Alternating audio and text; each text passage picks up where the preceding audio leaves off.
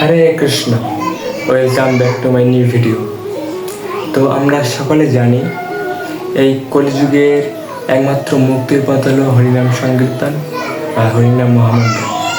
তো আমরা সনাতনী হয়েও অনেকে আছি যে জানি না এই হরিনাম সংকীর্তন বা হরিনাম মহামন্ত্র আসলে কী।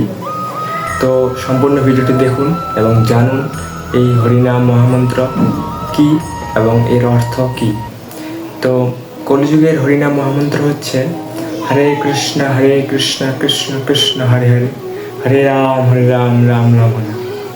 এটি হলো কলিযুগের হরিনাম মহামন্ত্র এবং এর অর্থ হচ্ছে হে পরমেশ্বর ভগবান শ্রীকৃষ্ণ, হে ভগবান রাম, হে ভগবানের শক্তি রাধারানী, আপনারা কৃপাপূর্বক আমাকে আপনাদের সেবায় নিয়োজিত করুন এবং এই জড়জগৎ থেকে আমাকে উদ্ধার করুন। এখন তাহলে হরে কৃষ্ণ এবং রাম এই তিনটি শব্দের অর্থ হলো হরে।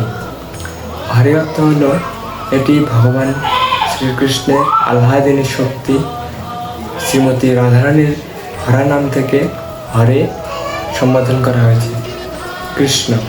কৃষ্ণ হলো পরমেশ্বর ভগবান শ্রীকৃষ্ণ। রাম আনন্দদায়ী ভগবান রাম।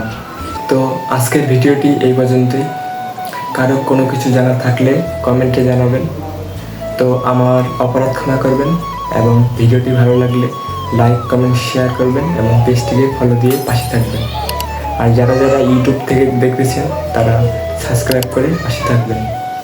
তো সকালে প্রেম সে বলুন রাধে রাধে।